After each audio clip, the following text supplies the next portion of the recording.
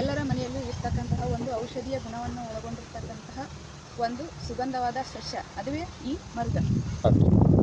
ಮರುಗ ಅದ್ಭುತವಾದ ಔಷಧೀಯ ಗುಣವನ್ನು ಒಳಗೊಂಡಿದೆ ಹಾಗೂ ಮನೆಯ ಅಲಂಕಾರಕ್ಕಾಗಿ ಒಂದು ಸಸ್ಯವನ್ನು ಬಳಸಬಹುದು ಹಾಗೂ ಅಡಿಗೆಯ ರುಚಿಯನ್ನು ಸಹ ಇದು ಹೆಚ್ಚಿಸುತ್ತದೆ. One plant more benefits.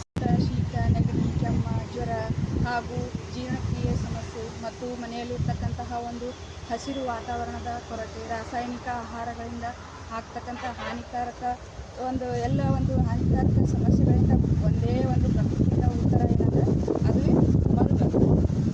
ನಮಸ್ಕಾರ ಸ್ನೇಹಿತರೆ, ಹಾಗಾದರೆ ಇಂದು ನಾವು ಮರುಗ ಈ ಒಂದು ಸುಗಂಧವಾದ ಔಷಧೀಯ ಸಸ್ಯದ ಬಗ್ಗೆ, ಯುರೋಪ್ ಹಾಗೂ ಮೆಡಿಟೇರಿಯನ್ ಪ್ರದೇಶದಲ್ಲಿ ಬರ್ತಕ್ಕಂತಹ ಒಂದು ಮೊದಲ ಮೂಲ ಸಸ್ಯವಾಗಿದೆ. ಈಗ ಭಾರತದಲ್ಲಿ ಇದು ಜನಪ್ರಿಯವಾಗಿದೆ. ಇದರ ಒಂದು ಎಲೆ ಸಿಹಿಯಾದ ಮೃದುವಾದ ಪರಿಮಳವನ್ನು ಇದರಿಂದ ಆಗ್ತಕ್ಕಂತಹ ಪ್ರಯೋಜನಗಳನ್ನು ತಿಳ್ಕೊಳ್ಳೋಣ. ಇದು ಒಂದು ರೋಗ ನಿರೋಧಕ ಶಕ್ತಿಯನ್ನು ಹೆಚ್ಚಿಸ್ತೈತಿ ಹಾಗೂ ಸಣ್ಣ ಪುಟ್ಟ ತಲೆನೋವು, ಮೈಕೈ ನೋವು ಅಂತ ಮನೆಮದ್ದಾಗಿದೆ. ಹಾಗೂ ಇದನ್ನು ನಾವು ಹರ್ಬಲ್ ಚಹಾದಲ್ಲಿಯೂ ಕೂಡ ಈ ಎಲೆಯನ್ನು ನಾವು ಯೂಸ್ ಮಾಡ್ಬೋದು.